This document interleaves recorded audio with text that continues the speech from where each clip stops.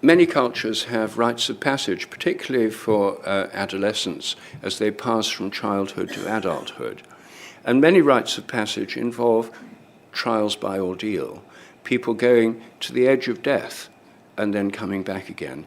Many of them involve the imagery of death and rebirth. In some cultures, these rites of passage, particularly ones for boys, are ones that involve extreme physical suffering and challenge.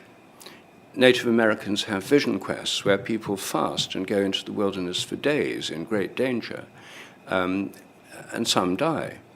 The Mithraic rituals in the Roman period involved rites of passage which brought people close to death.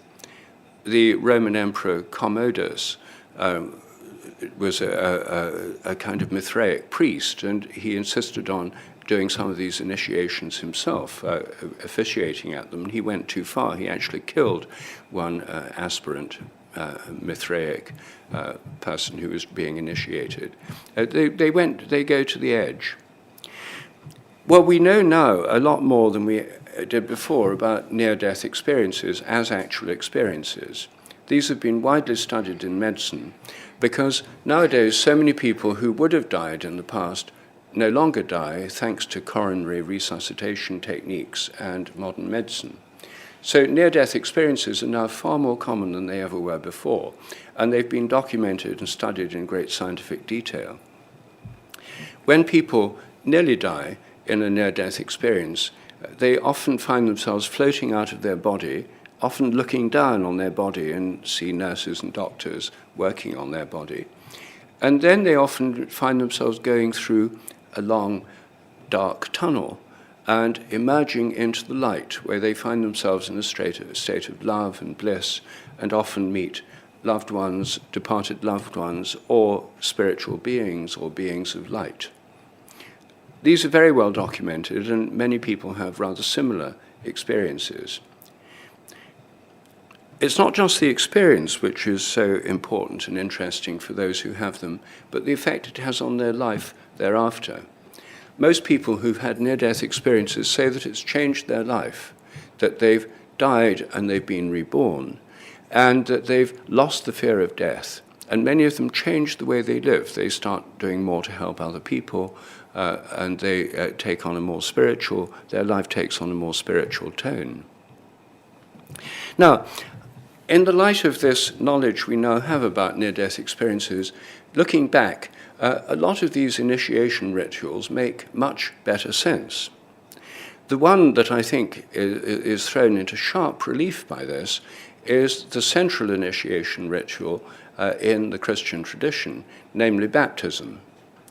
John the Baptist was extremely popular at the time when in Palestine, and he baptized people in the Jordan on quite a large scale. This was a mass movement. People showed up at the Jordan. John initiated them through baptism.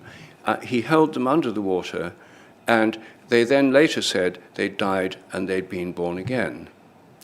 Well, what was going on? Was this just symbolic of death by drowning? Or was it something rather more? I personally think it was rather more. Why have something just symbolic when you can have the real thing? It only takes a couple of minutes longer. And it's far, far more effective. So I think he was a drowner.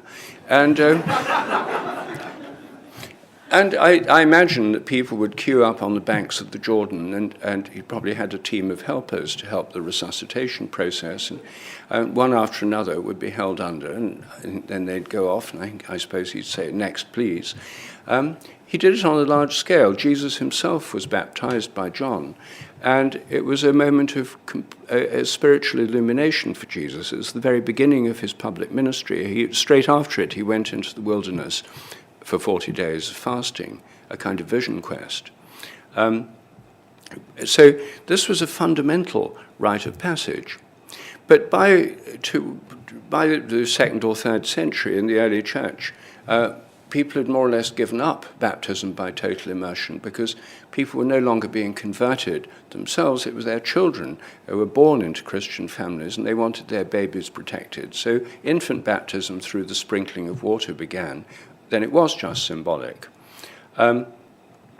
Interestingly, in the ferment of the Reformation in the 16th century, one of the most radical Protestant groups were the Anabaptists. Ana means again. The Anabaptists were people who reinstated adult baptism by total immersion. And these were people who were extremely radical. They were a terrible problem for the authorities in both Catholic and Protestant countries. They were persecuted. They were dismissed as enthusiasts, which was a terrible term of abuse. Enthusiasm means filled with God. And they went round being filled with God, saying they'd died and they'd been born again and they'd seen the light. And this was an awful nuisance to the Anglican Church and the Roman Church, and they were persecuted, and many of them went to America as a result, where there are a great many of them still. They gave rise to Mennonite and Baptist churches, which still exist today, and which still alone among most, a few other Christian denominations have baptism by total immersion, but they're the ones that preserved it. I think that they rediscovered the power of this initiation through death and rebirth. And of course, both they and John the Baptist were doing this before the days of health and safety legislation, and also before the days of liability litigation. They may have lost a few, but it was an incredibly powerful rite of passage. And still today, it's the Baptists of all Christian groups who are the ones who go around talking about being born again and seeing the light and dying and being born again. I think for many in that tradition, it's a real experience for many of the people. Probably today, they're much more careful about how long they hold them under. But there, again, is a ritual, a rite of passage, where I think modern science has some light to shed on it through the studies of near-death experiences.